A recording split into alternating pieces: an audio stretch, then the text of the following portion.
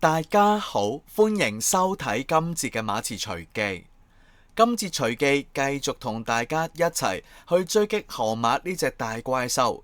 咁另外亦都會同大家講一講關於河馬嘅團夥之一阿門點樣呢隔空傳情咁樣教路河馬嘅。唔知佢哋兩隻嘢呢係重修舊好啊，因為阿門呢想引誘河馬，可能俾啲 Jazzo 佢啦。事關阿門喺早日嘅直播上邊啦，須知道佢同河馬就嗌咗一場交嘅。咁之後就聽到阿門呢就喺度數下河馬佢啦。呢一部分我就認同佢嘅。哇，佢又講到河馬佢體型又唔得啦，個腦又唔得啦，咁諸如此類。不過呢，阿門佢就講到佢就話喂，如果個女人肯俾500萬我嘅話，咁我都可以服侍佢嘅，佢咪當佢鴨咯。咁所以覺得阿門佢呢根本就係唯利是圖啦，根本就唔係一個男人嚟嘅。咁喺邊一方面可以喺河馬身上攞到着數嘅呢？呢個阿門攞到 Jazzo 所謂，相信就係個流量啦。點樣將呢個河馬嘅流量轉為自己嘅流量呢？咁當然就係幫河馬手啦，做啲嘢出嚟啦。呢個阿門早日喺個直播度呢，分享咗一啲佢所謂嘅法律觀點係非常之幼稚嘅。比方說呢，就講到話，喂，河馬佢就合法防衛嚟嘅，呢個阿伯呢就扮 Q 晒嘢嘅。轉頭同大家呢就會講翻幾個重點抽翻出嚟，一齊呢去睇一睇，喂，呢個阿門究竟講咗咩說話？我認為非常之無稽嘅。河馬佢呢根本就係無藥可救噶啦。佢早前呢嗰啲貼文我就同大家略略望過啦。喺坎伯上庭之前河馬仲喺度講到，哇，青田村即係好多靚女噶。當然佢都係為自己臉上貼金咁樣啦。但係之後佢有一則嘅貼文呢，我就會思疑佢呢則貼文就係因為覺得仲有轉機個轉機係咩呢？轉機在於同佢嘅團夥。依家其實都我覺得喺我角度認為就係都清晰噶啦，就係同個阿門有個隔空嘅互動喺度啦。可能阿門就同佢即係先前冇讀佢信息依家已讀不回即係有個叫做改變喺度。河馬佢呢就相信有幾方面呢個阿門就幫到佢手啦。而呢個阿門喺早日嗰個直播度咪就係講緊，喂，河馬你冇事㗎，諸如此類。我就識啦。比方說阿門就喺度自許先前打贏過5場官司嘅喎。我就唔知佢以咩身份打贏呢個所謂5場嘅官司啦。佢又唔係律師，你話陪審員又關你咩 Q 事呢？係咪先？另外我諗到嘅咪就係，喂，你阿門係咪成日犯事㗎？然之後出嚟自辯係嘛？然之後自辯完之後就話自己打贏咗人官司係嘛？可能嗰場案件啱啱俾你贏到，你又話打贏場官司。同埋呢啲自己宣稱嘅啫。馬前我話打贏100場都得㗎啦，10000場都得㗎啦。你講晒㗎啦。當然呢啲咁嘅説話，正常人聽到都知佢係喺度亂噏㗎啦。但係對於河馬嚟講，呢個係佢嘅唯一希望啊嘛，係嘛？所以無論係喺 YouTube 開盈利方面也好，或者打官司方面都好，我相信佢哋依家呢係有翻啲聯繫嘅。轉頭再同大家望望啦。當然喺邊方面又睇到呢，就係一個WhatsApp 嘅對話內容見到咗喺關注組上邊呢，有位所謂嘅粉絲寶寶啦，就上載咗，哇！原來當日河馬知道坎伯判刑呢，佢有啲咩嘅感受佢就話罪有應得。另外就覺得話自己呢係無辜嘅仲係蘑菇定係嘛，河馬你。然之後話自己冇事。轉頭再同大家望望個 WhatsApp 截圖內容，再睇一睇河馬佢點樣無藥可救法。今集咧亦都會同大家再了解下啦，即係有啲朋友都比較上係即係想多少少嘅資訊係嘛，就係在於喂，坐監究竟有啲咩食或者使唔使通櫃嘅？可能有啲朋友唔知，或者有啲朋友會睇過，轉頭同大家當係一啲即係傾偈嘅時間啦，就去望一望啦唔會太長嘅，就了解一下。哇！依家譬如坎伯還押，究竟面對嘅係咩呢？河馬將來要坐監，咁究竟佢有冇魚食呢？講緊就係呢個海鮮啊嘛，河馬係貴族嚟噶嘛要食海鮮噶嘛，咁原來監獄都有嘅，不過係池魚啦，唔係去買嗰啲咩臭海膽之類嗰啲啦。好啦，開始之前呢，希望各位朋友入到嚟先做好3部曲，包括咗點讚、訂閱同埋分享呢段影片出去，記得撳埋訂閱掣隔離嘅藍鐘仔入邊選下全部。下一節馬詞上載新影片或者做直播嘅時間，希望各位朋友都唔會錯過咗啦。好啦，咁啊第一部分咧，先同大家去了解一下啦。咁啊早日喺關注組上邊有位所謂嘅粉絲寶寶，咁當然啦，上載得喺關注組嗰度，相信大家都明白呢位所謂嘅粉絲就係一個黑粉嚟㗎啦。只不過咧，河馬佢又相信啦，哇，因為先前有前傳嘅喎，先前咧就同阿河馬有個互動嘅呢位所謂嘅粉絲寶寶就話，你嘅粉絲啊，睇你直播啊，支持你啊之類咁樣嘅，亦都有即係三言兩語咁啊，同阿河馬寒暄咁樣啦。咁再之後咧，就喺度講緊話阿鹹伯佢上庭嗰一日啦。咁啊，當其時咧就話鹹伯已經係即係阿陳官啦，即係判咗就係話佢還押啦。咁啊，索取呢個心理報告啦。咁然之後亦都講到話，鹹伯佢咧判監咧係無可避免噶嘛。喂，其實呢啲嘢咧已經有晒牽涉噶啦。什麼牽涉咧？嗱，鹹伯同阿河馬同一類型嘅案件嚟嘅，就係17嚟噶嘛。傷人17。咁啊呢單案件入邊，如果鹹伯都係咁樣判咗刑啦，咁啊講緊當然啦，河馬依家啊死雞撐飯過啦，覺得自己仲係無辜咁樣啦。咁但係如果同一類型嘅嘢，律政司仲要堅持，依家仲要加埋阿鹹伯嘅話，咁基本上入罪率呢，大家都知道，普遍嚟講呢，區院嘅入罪率就係呢個90%啊嘛。咁我認為河馬呢一單呢，直情係10×10添㗎啦。咁不過呢，河馬就相信自己觀音護體啦，可能冇事咁樣啦。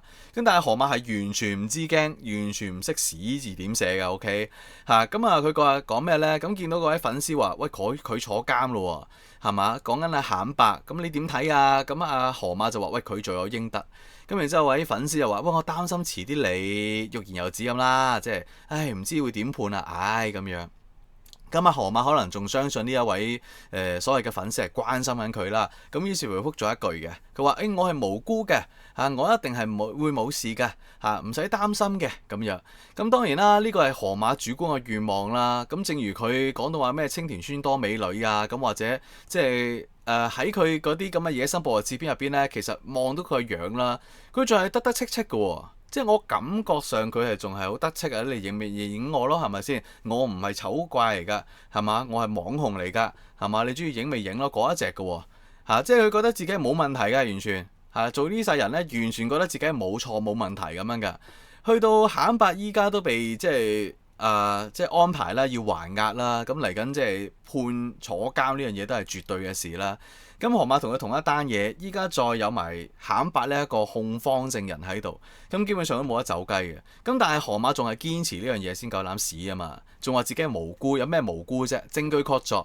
咁我覺得佢有呢番嘅對話內容呢，應該係同阿門呢個團伙係有個交流嘅。咁呢個交流呢，當然啦，可能係即係直接嘅交流啦，咁亦都可能係一個間接嘅交流嘅。講緊咩呢？就係可能佢聽咗阿門即係所謂間接交流，就係聽咗阿門嗰一啲嘅直播咁樣啦。咁然之後就覺得話，哇，佢講得好有道理喎！即係點解佢喺個時間會發一個叫做道歉聲明出嚟呢？咁我先同大家去推論啦。即係有啲講法就話，係同阿鹹伯講嘅，希望阿鹹伯唔好做控方證人咁樣。咁但係早日呢，我就講到話，喂，其實佢係同阿門呢一類嘅團伙去講嘅。因為正正依家可以幫到佢嘅就係呢一班啦，或者嘅團伙啦。咁尤其是矛頭直指就係個阿門咁樣嘅。咁我就認為佢係得到咧呢個阿門嘅即係一啲啟發也好，或者係即係一啲甜言嗰啲叫咩啊，甜言滑語嗰啲啦咁樣去氹佢啦然之後就講到，喂，你信我啦，你冇事㗎咁樣完全冇問題㗎咁阿門佢又講咗啲乜嘢令到河馬會相信呢？其實佢喺先前嗰啲直播度呢，我唔知佢真係即係叫做直接咁同阿河馬講咗呢番説話，即係同一樣，我相信。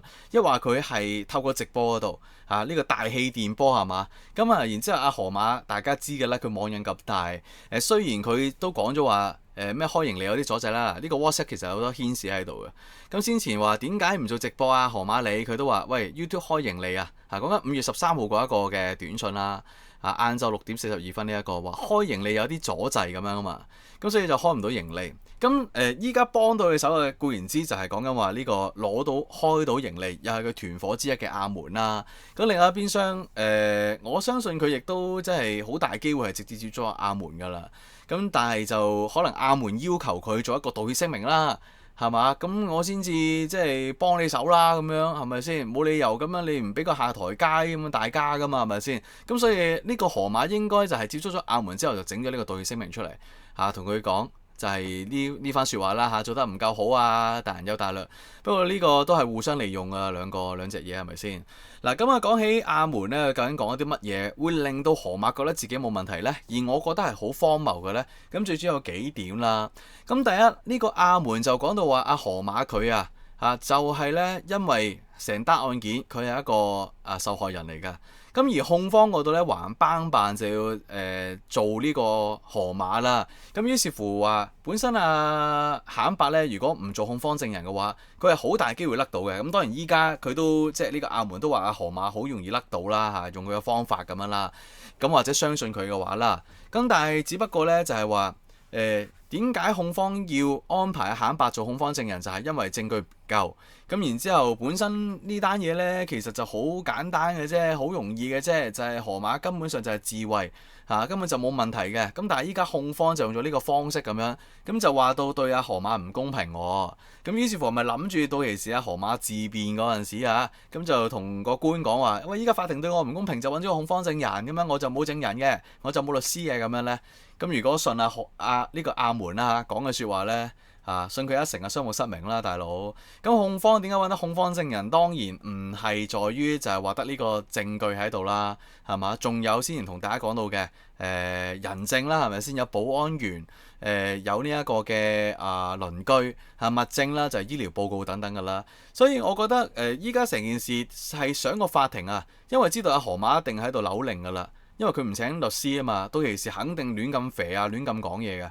咁點樣可以令到個證據更加之確鑿呢？令到阿河馬冇聲出呢？咁當然就係揾翻同案嘅呢一個坎伯啦，係嘛？作為個控方證人，咁只不過係令到個法庭個審訊會更加之流暢啦，更加之容易咁解嘅啫。並不是就話唔夠證據，所以要揾埋坎伯先夠證據咯。呢一樣嘢已經見到呢個亞門自稱話打贏五單官司係幾咁荒謬㗎啦。咁另外咧，呢個亞門又講到話河馬佢就係合法防衛喎。咁話當其時就即係因為坎伯嘛，錫佢幾下嘛，咁於是乎佢咪做咗啲咁嘅動作咯。咁其實都係人之常情喎。咁唔通你俾人揼嘅時間你唔還拖即係嗰一挺嘢啦。咁但係我想講到咧，其實喺當日坎伯上庭嗰陣時，公開咗個案情，其實了解到，喂，原來當其時係嘛個河童即係所謂嘅河馬仔已經出咗嚟，即係攞走咗坎伯嗰把摺嘢㗎咯喎，係咪先？咁然之後仲講到話，當其時鄰居見到嘅唔係咩唔係坎伯就點樣錫佢三下，而係河馬坐咗喺度，仲要咬，即係揾隻手咩叉住坎伯，然之後咬住佢隻手咁樣之類之類啊嘛。即係鄰居見到就係呢一幕啊嘛，係咪先？咁當其時，喂，既然河童立咗把嘢啦，然之後個鄰居見到呢一幕，已經河馬控制住啦，使唔使去到咁盡呢？坎伯都話上次整咗河馬三下啦，退一萬步咁講係真係有整嘅，而坎伯係認咗嘅，就係嗰三下咩2厘米嘅，即係擦傷咁樣啫嘛，係嘛？咁就冇其他㗎咯喎，係咪先？咁但係河馬導致到嘅就係依家坎伯據了解就係話一個叫永久傷殘啦，個兩隻手指係咪先？咁呢個係咪合法呢？係咪正當呢？係咪對等呢？成日話防衛咁冇理由，即係唔係咩聖人唔係耶穌咁樣，即係俾人打左邊又打俾人打埋右邊嗰一隻啊嘛，唔係咁嘅意思，而係講對等啊嘛。依家咁你既然控制咗個現場嘅話，咁唔通話依家坎伯有呢個動機之後你就覺得可以肆無忌憚，因為佢有呢個動機，所以我連佢令到佢瓜柴都好，我都係正當咩？係咪先？咁呢個一定唔係㗎啦。咁於是乎，基本上呢個唔係一個叫做即係對等嘅防衛咯。你話合唔合法嘅話，咁我認為都唔合法啦，因為過咗火位啊嘛。正所謂合法嘅話，應該就係對等啊嘛。咁所以依家呢個亞門仲教緊河馬就話係即係正當就係自衛咁樣成。咁而河馬仲繼續係有呢個諗法，仲覺得自己無辜呢樣嘢呢。咁就我覺得非常之無稽咁樣嘅。嗱，咁再者呢個亞門又講到話，即係控方嗰邊呢，就為咗要追個 KPI，所以就告重啲河馬咁樣嘅。咁我就認為完全兩碼子事啦。即係如果為咗 KPI 嘅話，即係嗱，依家告得阿河馬，當然你話放咗佢。咁我哋如果有睇過嗱，譬如我有睇過呢個呢個係正義女神，OK，咁入邊都見到話，哇，原來檢控方都係講緊話咩嗰啲有業績嘅喎，原來即係有個檢控率嘅喎。咁點解先前話公佈譬如區院嗰度有90%嘅定罪率呢？咁樣其實都係個指標。咁呢個指標都重要嘅，即係關於嗰個。即係控方嗰方面嘅威信咁樣啦，或者法庭上面嘅威信咁樣啦，即係好多方面咁樣啦。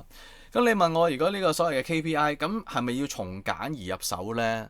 咁啊，陳官都講過幾次啦，都叫控方即係2次啦，起碼嚇。咁啊，俾咗個意見就話，會唔會將阿河馬嗰單嘢由17轉到19啊？會唔會將單嘢擺翻去裁判法院度審啊？咁樣。咁控方都繼續堅持嘅話，就知道有啲嘢啦，就係因為證據確鑿啊嘛。係嘛？既然呢單嘢證據確鑿，亦都見到個問題，河馬佢的而且確干犯咗嘅係17嘅話，咁點解要放佢啫？咁如果好似阿門講到話要追個 KPI，梗係從簡單而入手啦。咁你調佢去19，即係轉翻做19咯。咁然之後掉去呢個裁判法院度審咯。係嘛？聽阿陳官講咪最簡單咯，係咪先？最快捷咯。咁但係唔係咁做啊嘛？咁點解呢？咁咪就係因為阿門唔識嘢咯，就覺得話控方就為咗 KPI 所以告重啲，呢樣嘢簡直荒謬，即係毫無邏輯可言啊！咁簡言之呢，聽到阿門佢啦嚇講啲咁嘅説話啦，同埋即係相信阿河馬佢又同阿門有接觸呢，咁我就放心啦。咁原因就係依家如果呢個河馬仲係相信阿門，可能阿門幫到開通盈利都未定嘅。不過我覺得其實阿門都係整鬼佢㗎啦。我唔知佢反串定點樣啦。咁原因就係話要開通個盈利係咪咁艱難呢？要花啲技巧，但係真係唔係咁艱難。同埋使唔使等某啲嘢呢？等完之後其實見到呢就係已經做到嘅，只不過。阿河馬佢又相信仲要等嘅啫，OK，咁我唔講咁多，因為費事即係教精佢，係啦，有啲嘢睇到其實依家搞緊笑嘅成件事嚇，無論點都好啦，即係依家你信阿門咁樣，或者我覺得大家都可以放心咯嚇，我就好放心，因為你繼續信佢一定瀨嘢嘅瀨屎嘅，冇問題嘅呢啲係咪先？嗱好啦，咁如果講到話坐監啦，咁究竟阿河馬同埋即係依家還押緊嘅夏伯面對緊嘅係咩呢？咁樣？咁以前講起呢個還押嘅話，大家都聽過有私飯啦，甚至乎先前講話仲可以飲酒添，係嘛？哇，即係好似好嘆咁樣。咁但係今時唔同往日咯，打從先前咧取消咗私飯嘅制度之後啦，咁依家大家睇到呢個赤柱餐牌咁樣，咁相信即係話依家無論係定罪咗嘅也好，或者還押嘅都好啦，都係食同樣嘅嘢啦。早餐食咩？午餐食咩？晚餐食咩？咁我見到晚餐嗰度咧話咩小池魚一條咁樣咧，咁我相信哇河馬就真係仲可以咩啊？可以做個貴族喎，係嘛？喂，其實咧今日我見到啦，即係一單嘢咧講起呢個黃百鳴嘅。咁即係好搞笑，有啲朋友就話咩監有喜事，因為大家知道呢個黃百鳴拍開呢個家有喜事系列噶嘛。咁黃百鳴依家就因為咁嘅內幕交易啦，好大機會又要坐監啦。然之後就話，喂，見唔見到夏伯嘅咧？到期時係咪拍翻套監有喜事咁樣咧？又介紹下喺監獄上邊嗰啲即係咩搞笑嘢啊，然之後食啲咩啊，咁諸如此類，即係非常之滑稽啊！啲朋友諗起。咁無論點都好啦，即係如果你話坐監有啲咩食嘅話，咁基本上都合乎營養師嘅標準㗎啦。因為呢啲都係餐牌，一定係經過啲營養師嘅調配之後先至俾在囚人士去食㗎嘛。無論係還押也好，或者定罪都好，係嘛？咁其實我覺得先前都係古怪㗎啦，即係點解？即係還押嘅就係食私飯咁，但係同一個配置咁，當然佢哋面對住嘅嘢唔同，因為雖然係還押，但係始終都未即係裁決究竟係咩嘅狀況啊嘛。可能攞完啲心理報告啊，或者成之後判佢叫做一啲輕啲嘅，唔使監禁嘅刑罰都未定啊嘛，係咪先？咁係有個分別嘅。